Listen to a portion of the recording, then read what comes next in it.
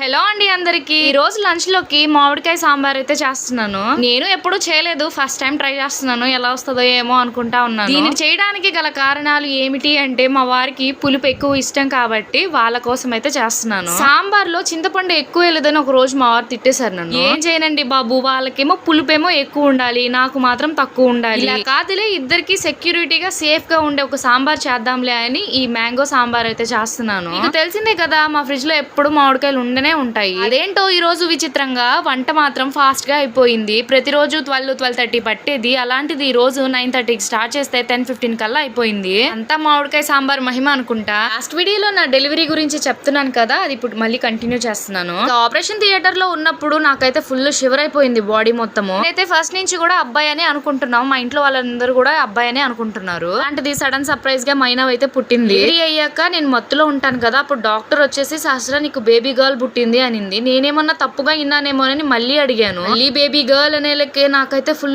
ఏడుపు వచ్చేసింది. అబ్బా, అంటే మీకు ఆడపిల్లలు నచ్చరా అంటే, నాకు నచ్చక కాదు, బయట వాళ్ళకి ఏం సమాధానం చెప్పాలి అది మన చేతుల్లో ఏముండదు, ఆ దేవుడు నిర్ణయించే డెసిషన్ అది. సరే మనం ఒప్పుకోలేం కదా, మన వల్లే తప్పు అనుకుంటాము. మనం చేసేది ఏమీ లేదు, పుట్టిన బిడ్డను చూసుకొని సంతోషపడ్డం తప్ప. ఈ రోజులు బాధపడ్డాము, మళ్ళీ యథావిధిగా అయిపోయింది. మైనాను చూసి మళ్ళీ హ్యాపీగా ఫీల్ అవుతున్నాం. మనుషుల్లో ఉండే క్వాలిటీ అంతే, వచ్చిన దాంతో సంతోషపడము, రాని దాని గురించి బాధపడుతూ ఉంటాము. వచ్చిన దాన్ని సరిగ్గా చూసుకోకుండా కొన్ని రోజుల తర్వాత మళ్ళీ ఆటోమేటిక్ గా మైండ్ అనేది మారిపోయింది అనమాట. ఉన్నదాన్ని చూసుకుందాంలే అని. ఇంట్లో అందరికన్నా ఎక్కువ బాధపడింది మా అన్నయ్య. మొహంలో కనీసం నెత్తురు చుక్కలేదు. అయినా పుట్టాక కూడా ఫస్ట్ ఎత్తుకోలేదు, అలాంటిది మైనాని ఎత్తుకొని నా దగ్గరికి తీసుకొని వచ్చాడు. ఒకటి మాత్రం చెప్పగలను, ఆడపిల్లలు ఎప్పుడు తల్లిదండ్రులకు బరువు మాత్రం కాదు. సరే ఉంటాం.